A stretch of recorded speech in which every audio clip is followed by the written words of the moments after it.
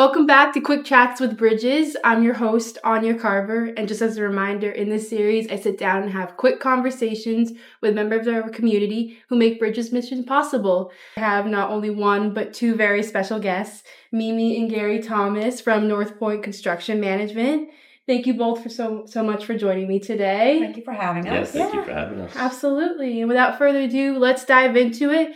So how did you first get involved with Bridges and what inspired you to support our organization? Some time ago, we were invited from Don Reams to give them a budget number to be able to purchase this new facility here. And eventually we ended up moving into the design and the construction of the entire project. And the team that I had on it became very intrigued about how the process worked for Bridges, because I was not very familiar with it.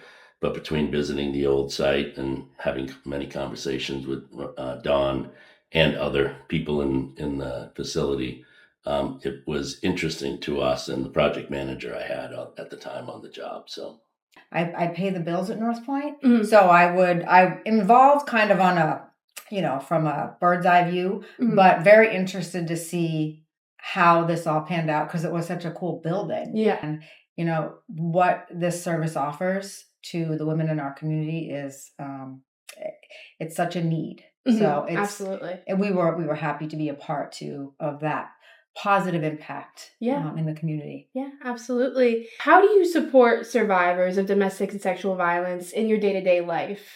For me, Bridges is really the only one that we kind of support on that side. Yeah. The other big advocate that we are for is for places like Boys and Girls Club, which is mostly children related, which is Katie's Closet. All hand in hand connected. Yeah, hand in hand connected. Yeah. I grew up with 4 sisters. Mm-hmm. I have a daughter. I was the only boy in my family for 47 years. So the whole advocacy to make sure that women are safe and sound in their environment is really important to me, so. Yeah, it's great that you could get involved in some way and in your own way. Yeah. Like doing the building for us. The building. Also, we do maintain a relationship. We sponsor their Love is in the Air event, and we attend that when we are here. If we're in town, we definitely go to that. It's a great night. And then, as well, Gary had mentioned the project manager that led the construction, the renovation, is now on the board. So we do get glimpses here and there of Bridges. She kind of keeps us in the loops. Like you said, you attend Loves in the Air Gala. Tara says you attend. We do the golf event.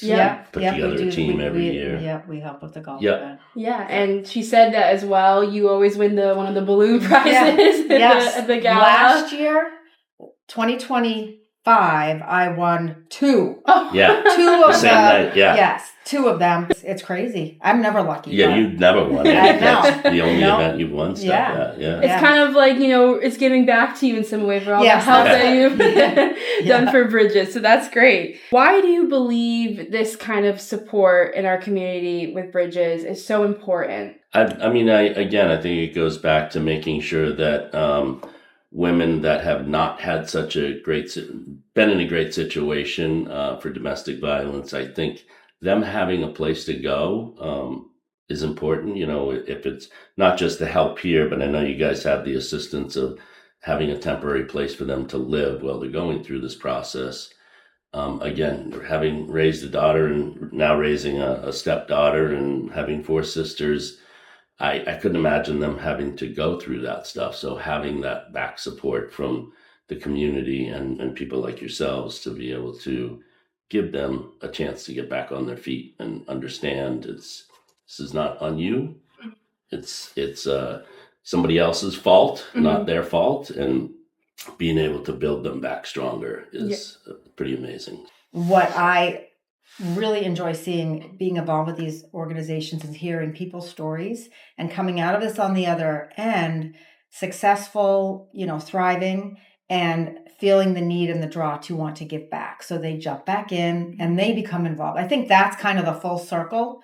It's paying it forward. And I feel like the more events and things like that Bridges has and gets the word out there, it gives women an understanding of that there are options. Yeah. You don't just have to hide. And be able to get the support. And it's from nothing the to be community. ashamed of. No. Yeah. I think that's the other thing too, is it takes away that layer of guilt and fear and shame. Absolutely. And yeah, knowing that this resource exists in our community has made a massive difference. I think it's important too for, people who are in the community that are in a place in their lives where they are able, whether it's volunteering their time or a financial resource, to give back. Mm-hmm. It's a very important part of the culture we foster at North Point Construction. Mm-hmm. And we're very grateful to have people like you and companies like you that support us and, can contribute in your way. Like, you helped with this building and you attend gala every year and you're just always very supportive. So everyone at Bridges, I know, really appreciates Well, it feels that. good to give back. Yeah, it does. So how do you use your role at North Point Construction as the owners to give back or support the community? Not maybe necessarily with just Bridges, but in general. As I mentioned earlier, a lot of the other programs we're suckers for children that are in need. Right now, we support the Natural Pal Organization, Natural Boys and Girls Club, and Katie's Closet. Mimi's on the gala committee for the Katie's Closet for their fundraiser coming up.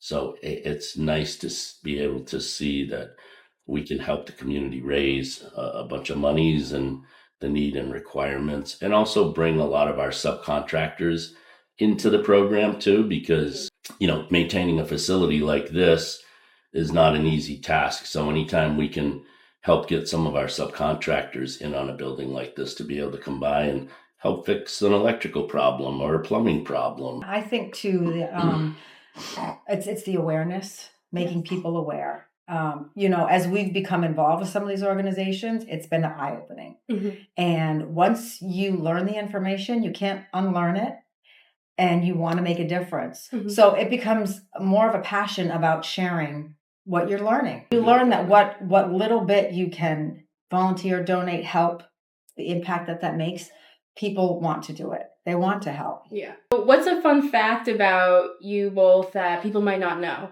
This is going to sound a little bit strange, but Mimi and I were dating going back 17, 18 years now. We had been dating for a very long time.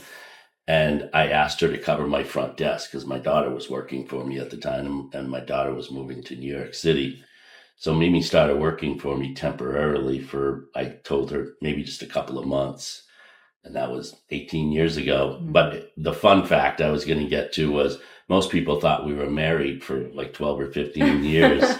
And we actually we got married in 2018. Yeah. But prior to that, we were together for about 15, 16 years. Oh, wow. Yeah. Wow. So many people assumed we were married. When we were announcing our engagement and our wedding, people were like, wait, what? You're not already married?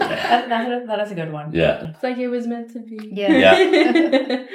That's awesome. Well, thank you so much for joining us for this episode of Quick Chats with Bridges. If you are enjoying this series, be sure to tune in next time. And remember, you are never alone and support is always available. See you next time.